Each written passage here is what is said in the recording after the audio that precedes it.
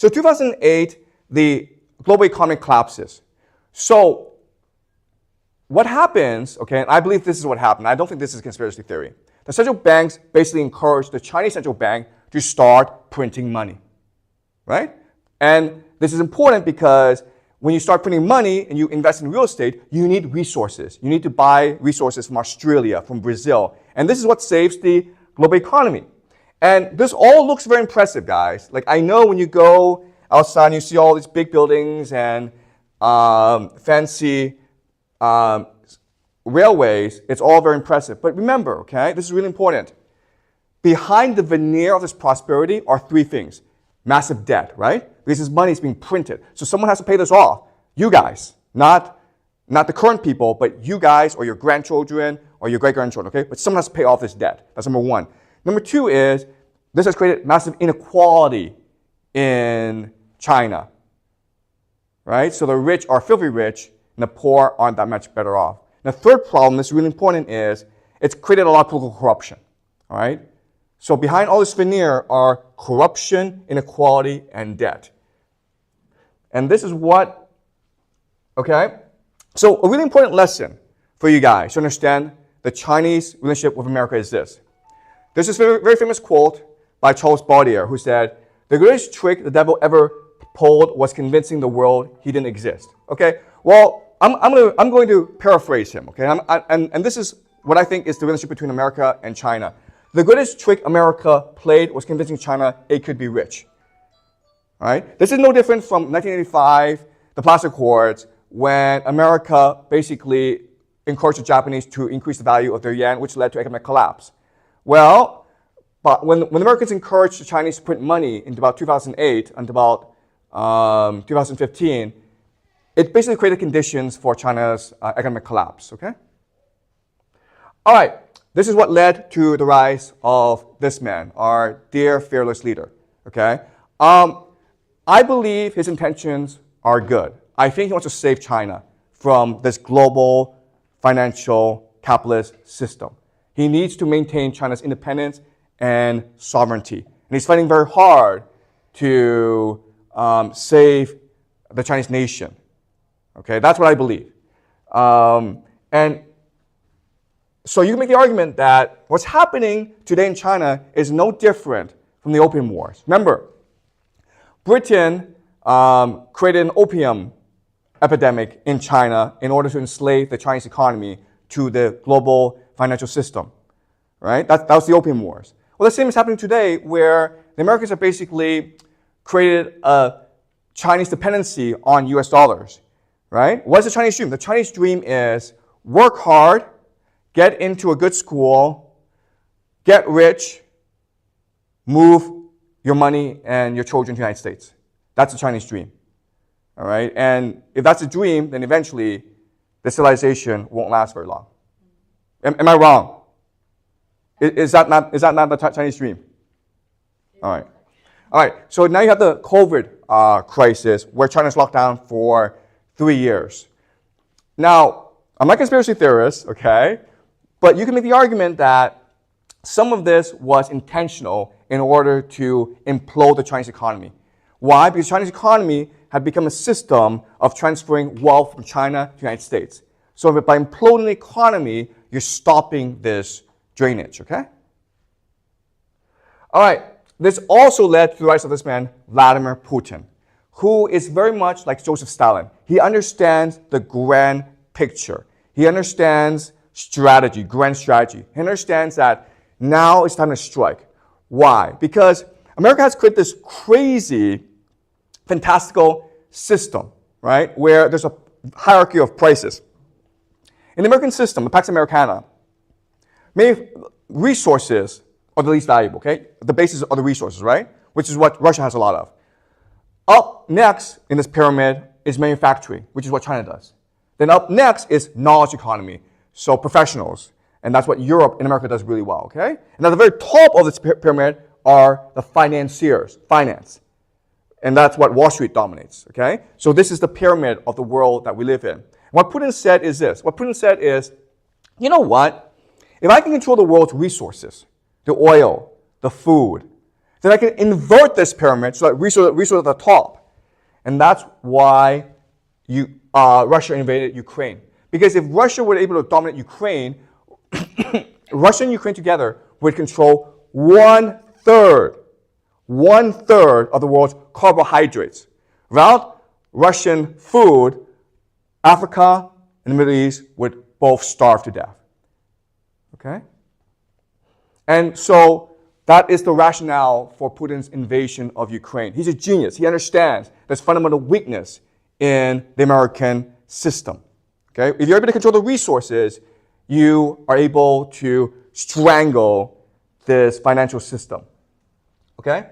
So by invading Ukraine, Putin shows that America is a paper tiger.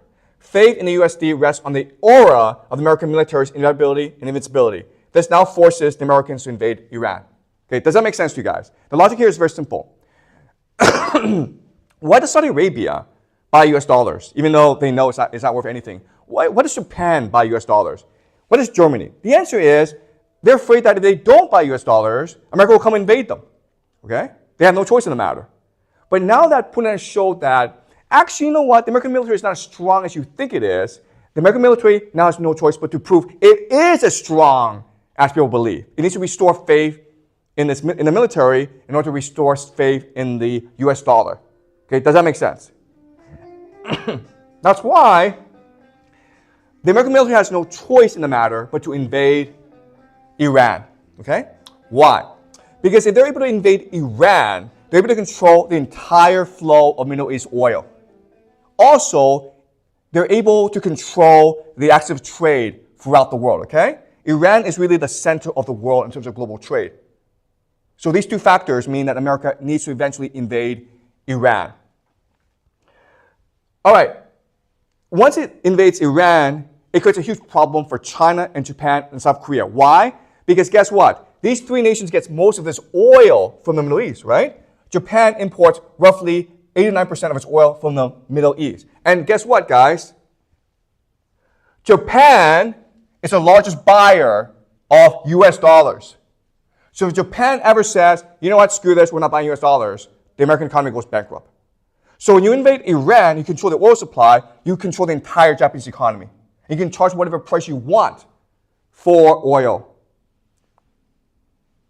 All right, this explains the Israel-Palestine conflict. Because America just can't go invade Iran for no reason. It needs a pretext. The perfect pretext is Israel comes in conflict with Iran. Iran attacks Israel. The United States must now defend Israel because Israel is its ally. Right? Does that make sense? So America needs a scapegoat. That scapegoat is Israel. That explains why there's so much conflict right now in the Middle East. Look at this map, okay? This is Iran. It's surrounded by American bases. You have 14,000 troops in Afghanistan. You've got like thousands more over here, okay? Iran is surrounded. It seems to me that America's been preparing to invade Iran for the past 20 years. It's just looking for the perfect opportunity. All right. The problem, though, is that Iran is not an adversary that America can defeat. The reason why is the geography of Iran. Look at this.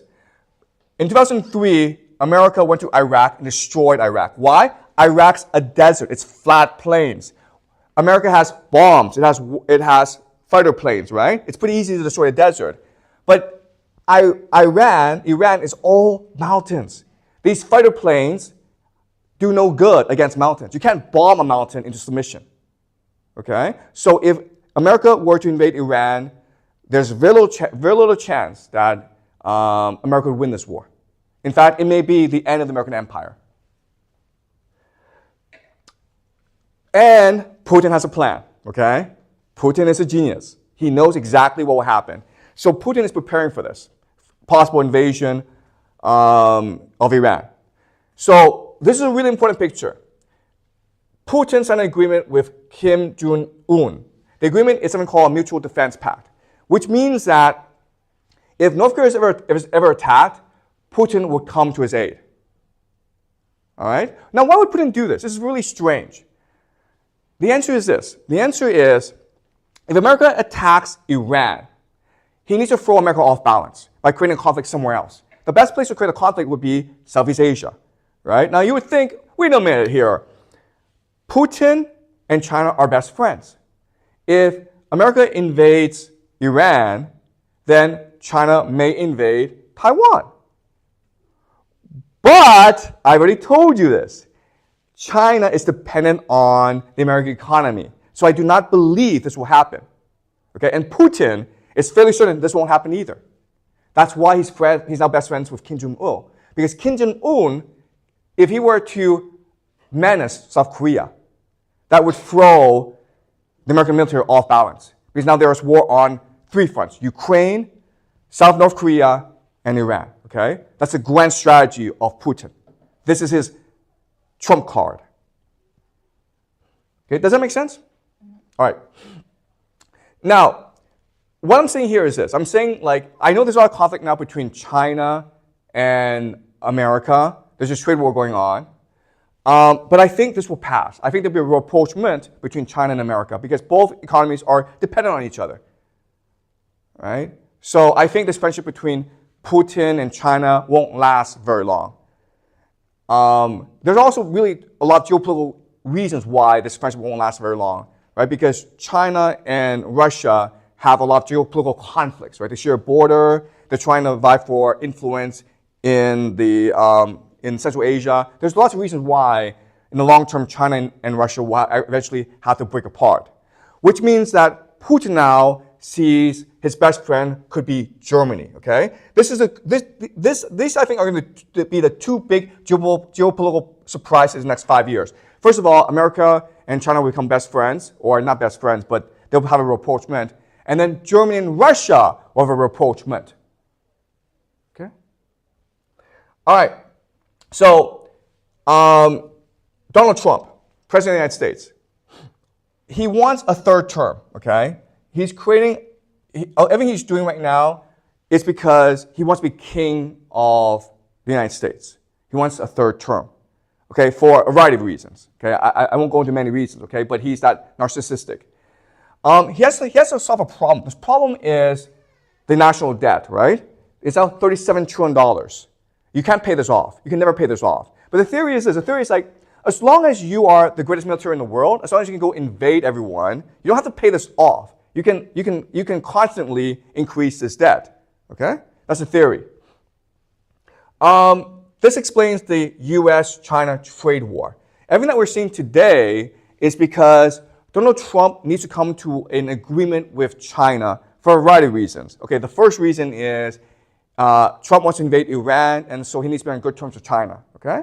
Another reason is he needs people to buy US dollars. Right? And right now there's a lot of financial repression in China, meaning that you can't convert Chinese currency into US currency. American investors aren't allowed to come to China and buy up the Chinese financial system. Trump wants China to open up. Trump needs to create more interdependency between China and the United States. Okay? And that's why, for Trump, Chinese citizens and students in America is the ultimate leverage point in negotiations. Ask yourself why this is happening. Why is it that your visas are being threatened? You want to go to the United States and spend a lot of money to get an American education. But Trump is saying, no, no, no, we get to go to your visa. Why is this happening? It's all part of negotiation, okay? There's no way that America will shut out Chinese students because America needs that money, okay? Well, without Chinese spending money in America, without Chinese wanting to purchase US dollars, the American economy will collapse. So there's no way that America will close its door to Chinese students. But it needs China to open up its economy furthermore to create more interdependency to save the US dollar, okay?